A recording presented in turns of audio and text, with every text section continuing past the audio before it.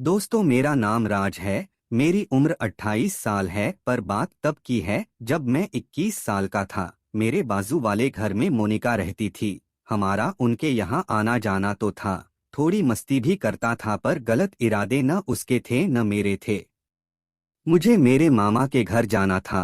गांव का नाम बताना यहाँ ठीक नहीं होगा, लेकिन रात भर का सफर था। मोनिका को भी गांव जाना था। उनके बच्चे छुट्टियों में गांव गए थे, उनको वापस मुंबई लाना था। उनका गांव मेरे मामा के गांव से नजदीक था, तो वो भी मेरे साथ आने को निकल पड़ी। अब उनको भी अकेले जाने से अच्छा था कि मेरे साथ जाए। बस में भारी भीड़ थी, छुट्टियां जो थी। हमें मुश्किल से पीछे वाली 2 सीट मिली। सामान रखने की भी जगह नहीं थी, तो मोनिका ने अपनी सूटकेस अपने पाँव के नीचे रख लिया। मैं खिड़की के साथ में बैठा था।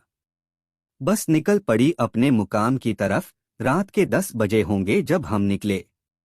टिकट कटवाने के बाद बस की लाइट बंद हो गई, और कब नींद आई पता ही नहीं चला। नींद में ही मेरे हाथ साथ में बैठी मोनिका को लगा और मेरी नींद खुल गई। मोनिका की साड़ी कमर तक ऊपर आ गई थी। मैंने ध्यान से देखा तो पता चला कि सूटकेस रखने की जगह नहीं होने के कारण उन्होंने जो सूटकेस अपने पैरों के नीचे रखा था, उस वजह से उनके पैर ऊपर हो गए थे और साड़ी फिसल के कमर तक आ गई थी। अब मेरी हालत देखने लायक थी।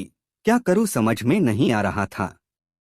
तो मैंने भी नींद में होने का नाटक किया और धीरे धीरे मैं उनको हाथ लगाने की कोशिश करने लगा। डर तो बहुत लग रहा था कि कहीं उनकी नींद न खुल जाए, लेकिन जो आग मेरे अंदर भड़कने लगी थी वो मुझे शांत कहाँ बैठने दे रही थी। तो मैंने भी नींद का नाटक करके अपना हाथ चलाना चालू रखा। अब मेरा हाथ धीरे धीरे उनकी उसको छूने लगा था। मेरी नज़र हमेशा यही देख रही थी कि कहीं वो नींद से न जग जाए।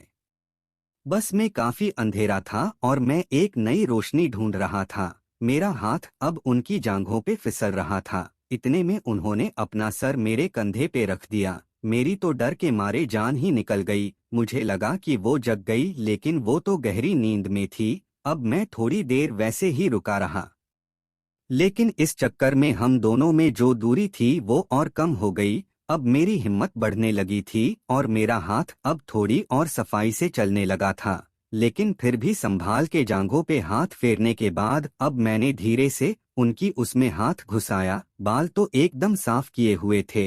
अब मैं उनकी चिड़िया को धीरे धीरे सहलाने लगा, लेकिन एकदम संभल के। थोड़ी ही देर में उनके बदन से अजीब सी खुशबू आने लगी थी। अब मेरी समझ में नहीं आ रहा था कि वो सच में सोई है या उनकी नींद खुल गई है। लेकिन एक बात तो ध्यान में आ गई थी कि कोई भी औरत इतना सब करने के बाद भी सो नहीं सकती। अब मेरी हिम्मत तो बढ़ गई थी, लेकिन मन में डर अब भी था, कहीं वो सच में सोई हुई तो नहीं। लेकिन अब रुकना मेरे बस में नहीं था, तो मैंने भी सोचा जब उठ जाएगी तब देख लेंगे। इस टाइम पे किसी का जोर नहीं चलता। उसके चेहरे पर स्माइल आई, जो कि हाँ का संकेत था। मैंने हिम्मत की और एक हाथ से उनकी चिड़िया में करना चालू रखा और दूसरा हाथ उनकी गुब्बारों की तरफ बढ़ाया और धीरे से उन्हें करने लगा। मेरी जिंदगी का ये पहला अनुभव था और इतनी आसानी से मौका मिलेगा ये मैंने सोचा भी नहीं था। उनकी हलचल तो बढ़ गई थी, लेकिन वो आंखें खोलने को तैयार नहीं थी। शायद वो शांत हो गई थी, लेकिन मेरा तो एकदम तैयार था। क्या करूं समझ में नहीं आ रहा था। मैंने उनका हाथ उठाया और उनके हाथ में दे दिया, लेकिन वो कुछ भी करने को तैयार नहीं थी। पूरी रात निकल गई, जाने कितने बार वो हो गई थी। फिर नींद कब लग गई पता ही नहीं चला। सुबह 7 बजे गाड़ी हमारे गांव में पहुंच गई। मोनिका ने मुझे उठाया और हम बस से उतर गए। यहाँ से हमारे रास्ते अलग होने थे। मुझे बड़ा दुख हो रहा था कि जिंदगी का पहला अनुभव और वो भी अधूरा ही रह गया। मैं देख रहा था कि उनके चेहरे पे कोई भाव नहीं था। मैंने रात को उनके साथ कुछ किया हो ऐसा कुछ भी नहीं जता रही थी। जैसे कुछ हुआ ही नहीं। मैं उदास था कि अब मुझे अपने मामा के यहाँ जाना था और वो अपने बच्चों को लेके वापस मुंबई जाएगी। लेकिन एक बात तय थी, वो सोई नहीं थी, सोने का नाटक कर रही थी।